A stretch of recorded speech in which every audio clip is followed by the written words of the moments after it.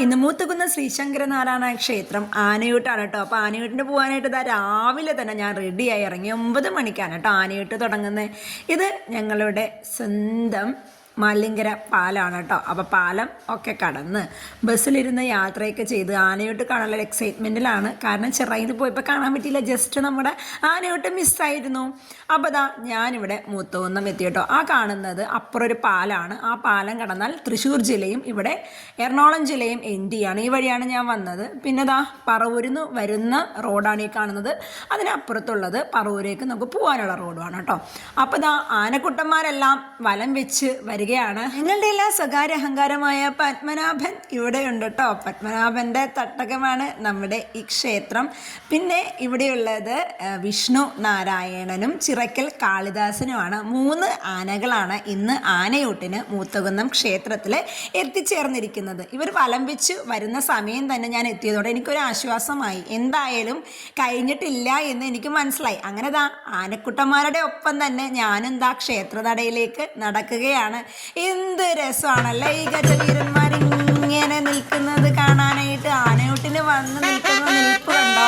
ആ നടുക്ക് നിൽക്കുന്നതാണ് ഞങ്ങളുടെ എല്ലാ സ്വകാര്യ അഹങ്കാരമായ പത്മനാഭൻ കുട്ടൻ. നല്ല കുട്ടി കുറുമ്പൻ തന്നെയാണ് കേട്ടോ. 47ആണ് ഇവൻ്റെ വയസ്സ് കേട്ടോ. കുട്ടിയായിരിക്കുമ്പോൾ ഇവനെ ഇവിടെ കിട്ടിയതാണ്. കൊച്ചു കുട്ടികളുടെ കൂടെ അവൻ കളിച്ചും ചിരിച്ചും പിന്നെ പന്ത് കളിച്ചൊക്കെയാണ് ഇവനിവിടെ വളർന്നത്. കാരണം ഈ ഒരു അമ്പലത്തിനോടടുത്ത് തന്നെ +2ൻ്റെയൊക്കെ സ്കൂൾ ഉള്ളത് കൊണ്ട് തന്നെ കുട്ടികൾ ഇവൻ്റെ കളിക്കൂട്ടുകാർ തന്നെയായിരുന്നു. പത്മനാഭൻ അവിടെ നിൽക്കുന്നുണ്ട്.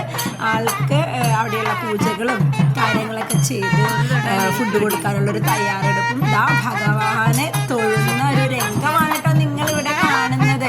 എന്തൊരു ഭംഗിയായിട്ടാണല്ലേ ഭഗവാന് മുന്നിൽ അവനിങ്ങനെ അവനെ തന്നെ സമർപ്പിച്ചുകൊണ്ട് അവൻ പ്രാർത്ഥിക്കുന്നത് കാണാനായിട്ട്.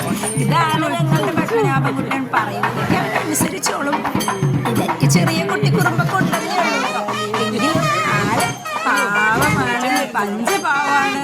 ഇപ്പോഴും അവന് കുറുമ്പിനൊരു കുറവൊന്നുമില്ല. 47 വയസ്സായി ഞങ്ങളുടെ ചക്കരക്കുട്ടനെങ്കിലും അവൻ്റെ കുറുമ്പ് അവൻ ഇപ്പോഴും നിർത്തിയിട്ടില്ല.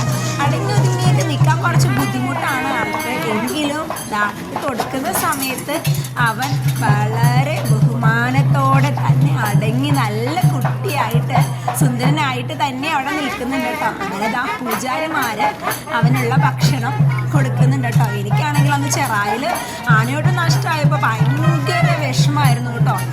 അപ്പോൾ അതുകൊണ്ട് തന്നെ ഇവിടെ വന്ന് എത്തിച്ചേർന്നതൊക്കെ കാണാൻ പറ്റിയത് തന്നെ വലിയൊരു കാര്യമാണ്.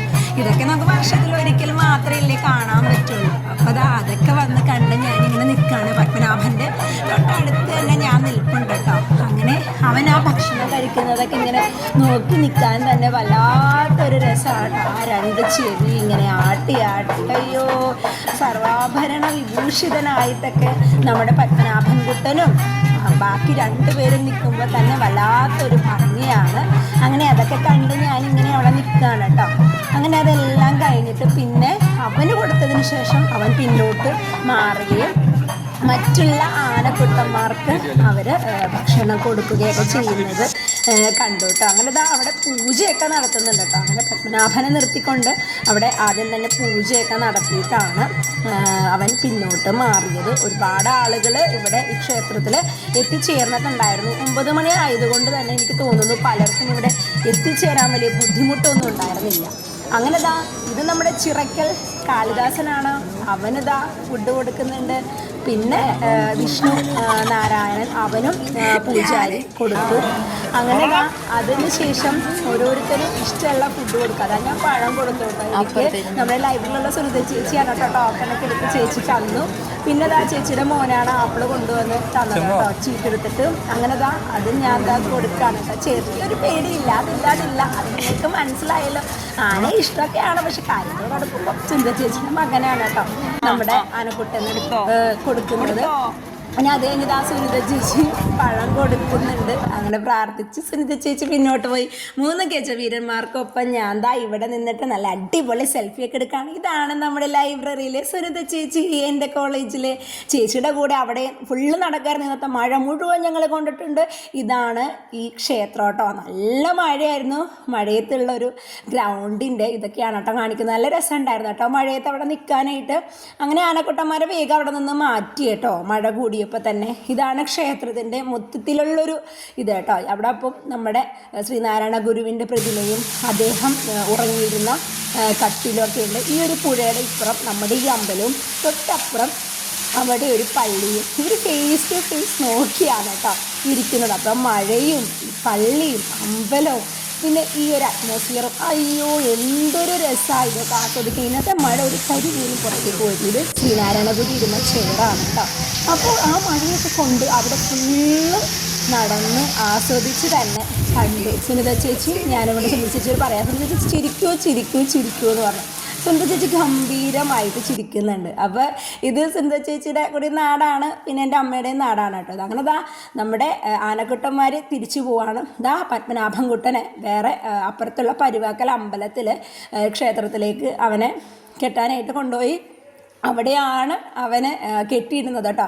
കാളിദാസനും വിഷ്ണു നാരായണനും ഒക്കെ അവിടെ തന്നെയുണ്ട്. അവരിങ്ങനെ പട്ടയൊക്കെ കഴിച്ച് മഴയൊക്കെ കൊണ്ട് ഇങ്ങനെ നിൽക്കുന്നുണ്ട്. പത്മനാഭൻ എന്നിട്ട് അവനെ കെട്ടുന്ന സ്ഥലത്തേക്ക് അവൻ പോവാണ്. ഇതാണ് അവനെ കെട്ടിയിടുന്ന സ്ഥലം. പക്ഷേ ഇപ്പോൾ അവിടെ എന്തോ പണി നടക്കുകയാണ്. അപ്പം അതുകൊണ്ട് അറ്റത്ത് നോക്കി പത്മനാഭൻകുട്ടനെ അവിടെയാണ് കെട്ടിയിരിക്കുന്നത്. ആ തലയൊക്കെ ആട്ടിയോടെ നിൽപ്പുണ്ട്. സുനിത ചേച്ചി എനിക്ക് വേഗം മസാല ദോശ ഓർഡർ ചെയ്തു. പക്ഷേ നെയ് റോസ്റ്റ് അവിടെ ഉണ്ടായിരുന്നുള്ളൂ. സുനിത ചേച്ചി അതെനിക്ക് വാങ്ങിച്ചു തന്നു. ഞാൻ സുനിത ചേച്ചി കൊണ്ട് സംസാരിച്ച് അതൊക്കെ കഴിച്ചിട്ട് ഞാൻ സുനിത ചേച്ചിയുടെ വീടാണ്. സുനിത ചേച്ചിയുടെ വീട്ടിലേക്ക് ഞാൻ പോവാണ്. അങ്ങനെ സുനിത ചേച്ചിയോട് പറഞ്ഞിട്ട് ഞാൻ വീട്ടിൽ ചെന്നു കേട്ടോ. ചെന്നപ്പോൾ എന്തായിരുന്നു ചേച്ചിയുടെ അഭിനയം തകർത്ത് നിങ്ങളൊന്ന് കണ്ടോളാം. സുചിത്രേന്ന് നിങ്ങൾക്കപ്പോൾ സംശയമൊന്നുമില്ലല്ലോ അല്ലേ?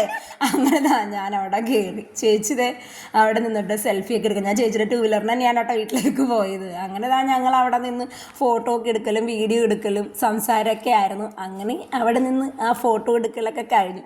ചേച്ചിയുടെ കാര്യം പറയുകയാണെങ്കിലുണ്ടല്ലോ, ചേച്ചിക്ക് മരുമകളായിട്ട് വരുന്ന പെൺകുട്ടികളെ ചേച്ചി പൊന്നുപോലെ നോക്കി. ഇത്രയും നല്ല അമ്മ ലോകത്ത് എവിടെയും കിട്ടില്ല. അത്രയ്ക്ക് കമ്പനിയാണിതാ. ഈ പെരുമഴയത്ത് ഞാനും എൻ്റെ സുനിത ചേച്ചിയും കൂടി ഐസ്ക്രീമും കഴിച്ച് നടക്കണം. അപ്പോൾ അത്രയേ ഉള്ളൂ. Baba love you.